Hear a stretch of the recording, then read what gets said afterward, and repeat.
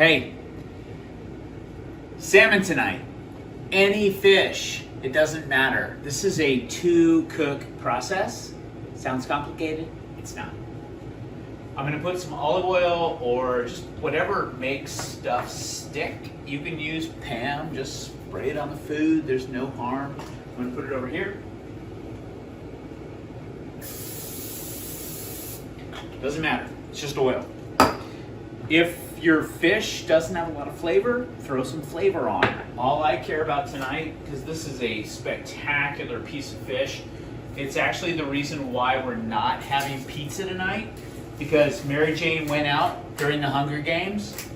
She hit the cornucopia, came back with a bow and arrow, and salmon. So there we go. So here we go. I'm just doing salt and pepper on the salmon. I have a screaming hot cast iron grill, cast iron pan, any kind of pan, doesn't matter.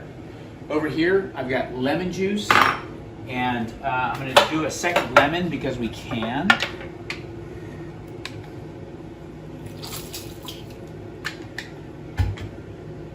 And then I'm gonna throw some garlic into this because that's really tasty. This is gonna come up in the second part of the cook.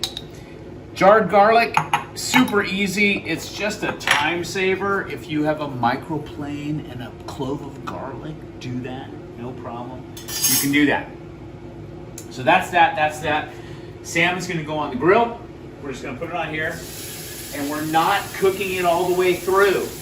We're just gonna get some beautiful sear marks on that. We're gonna flip it over, and we're gonna sear the skin, and then we're gonna cook it a second time. But I'll be right back with that.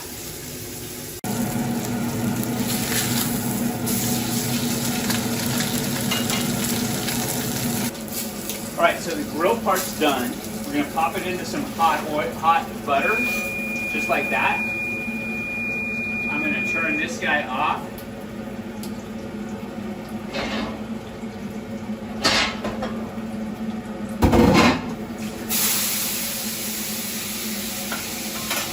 So right now, this is just butter, and that's all.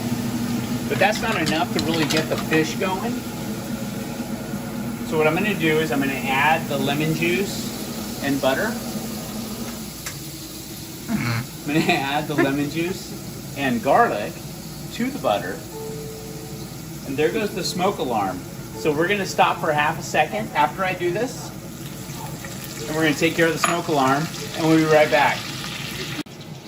All right, we are still way smoky in the house, but the smoke alarm is silent. So down here, what I've got going is butter and garlic. It's starting to brown, so I'm just gonna be careful of the heat. And I'm just gonna keep swinging that over the top of the fish.